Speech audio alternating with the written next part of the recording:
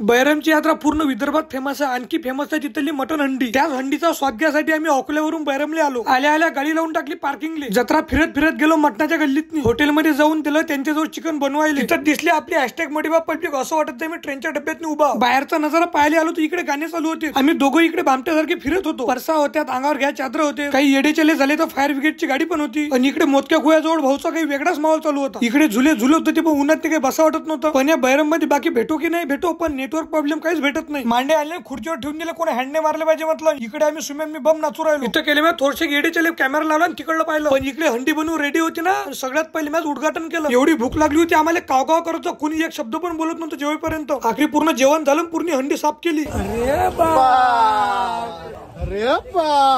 इकडे सुमेली उठता पण नाही येऊ राहिलं. पण इथलं पाणी मला काही आवडलं नाही तर मी पेलच नाही. इकडे पोटे गरमी होते. आता कपडे काढू जेवत जाईल. मी बी तसंच जेवलो म्हणा. पहिले बाहेर येऊन पाणी पेलं. इथे गेले थोडेसे गेडे चले.